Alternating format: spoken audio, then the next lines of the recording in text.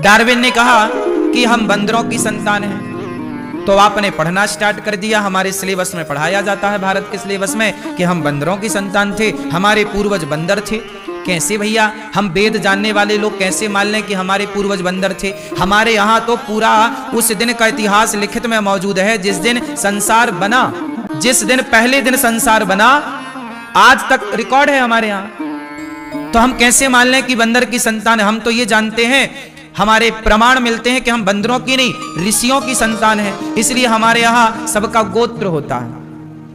आप जितने लोग यहाँ बैठे होंगे सबका एक गोत्र है। जैसे मेरा शांडिल्य गोत्र है, किसी का कश्यप गोत्र है, किसी का भरद्वाज गोत्र है, किसी का वशिष्ठ गोत्र है, किसी का वत्स गोत्र है ना, किसी का जमदग्नि है, किसी का इत्यादि है। तो सब जो आपका गोत्र है ना, आप उन ऋषि की संतान है। मैं शांडिल्य गोत्रीय हूं, मतलब मैं शांडिल्य ऋषि की संतान हूं। आप भरद्वाज गोत्र से हैं, आप भरद्वाज ऋषि की संतान हैं। हम ऋषियों की संतान हैं, इसलिए हमारे यहाँ गोत्र है। डार्विन के यहाँ पर गोत्र नहीं था, तो उसे लगा कि हम बंदरों की संतान हैं, तो उन्होंने बंदर कह दिया अपने आप को, अपने पूर्वजों को। क्योंकि जिसके पास जितना ज्ञान होगा उतना ही तो कहेगा। भाई कुएं का मेंढक कुएं के बारे में बात करेगा, तो समुद्र का मेंढक समुद्र के बारे में बात करेगा। ये तो अपना अपना ज्ञान है। डार्विन ने जितना समझा उतना कहा, लेकिन हमारे वेद तो अथाह है। तुम कह गए कि हम बंदरों की संतान हैं। बंदरों की संतान होते तो फिर बंदर लुप्त हो जाते, सारे बंदर मनुष्य हो जाते, फिर बंदर बचे कैसे? फिर आज के बंदर काहे नहीं मनुष्य बन रहे हैं? यदि आप बंदरों की संतान हैं तो सारे बंदर मनुष्य हो जाते ना, फिर बंदर प्रजाति लुप्त होनी चाहिए थी। भाई सारे बंदर जब मनुष्य हो गए तो फिर बंदर नहीं होने चाहिए। इसलिए ये बिल्कुल तर्क संगत नहीं है कि आप बंदरों की संतान हैं। हाँ, डॉक्टरों की भाषा में मनुष्य की संरचना बंदरों की संरचना से कुछ कुछ मिलती है। डॉक्टरी मेडिकल साइंस के अनुसार कि उसके भी हमारे जो भी दवाइयां होती हैं, रिसर्च होती है, डॉक्टर बंदरों पे पहले एक्सपेरिमेंट करते हैं, बंदरों पे सब। क्योंकि जो हमारा ब्रेन है ऐसे ही लगभग बंदर का है, जो हमारा पाचन तंत्र है, पेट है, ऐसे ही बंदर का पेट होता है। जैसे हमारी उंगलियां हमारे हाथ की संरचना है, लगभग ऐसी बंदरों की होती है।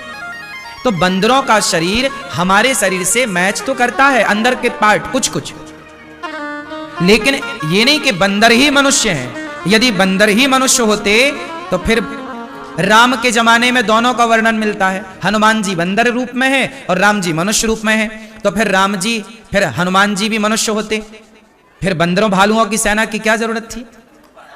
फिर बंदर प्रजाति नहीं होनी चाहिए। सिंपल सिद्धांत है। इसका मतलब है कि हम लोगों को गलत सलत जो बताया हम लोगों ने उससे मान लिया, क्योंकि हम गुलामी से गुजरे तो हमने उस गलत ज्ञान को भी एक्सेप्ट कर लिया, क्योंकि हमारे पास खुद का ज्ञान लुप्त हो चुका था। जो था उसे अब ऊपर आने में, विकसित होने में, पढ़ने में, पढ़ाने में लंबा टाइम लगता। तो उस लंबे टाइम पीरियड में जिसने जैसा कह दिया हमने वैसा स्वीकार कर लिया। इसलिए हम सबसे ज्यादा ज्ञान को, इसलिए हम भारतीयों को विश्व गुरु कहा जाता है। हम भारत के लोग क्या हैं? विश्व गुरु। हम विश्व गुरु थे, इसी जलन से तो दुनिया के सारे देशों ने, इत्यादि देशों ने हम लोगों के सिद्धांत को बढ़ने नहीं दिया। एक दूसरा उदाहरण आपको दूं, जैसे हमारे वेदों में उल्लेख मिलता है कि हमारे यहां विमान थे। क्यों जी? रावण ने सीता मैया को चुराया तो किस पर चुराया? किस पर हरण करके लिया? किस पर ले गया? मतलब हमारे वेदों में, हमारे पुराणों में विमान का जिक्र है। साइंस है। अच्छा, क्या बाइबल में कहीं जिक्र है?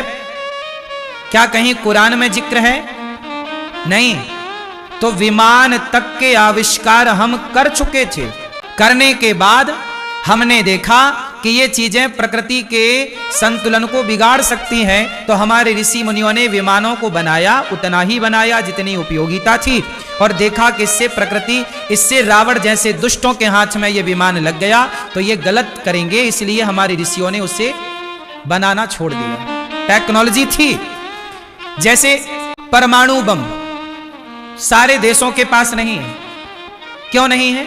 क्योंकि सबके पास आए तो कहीं वो उसका मिसयूज ना कर ले।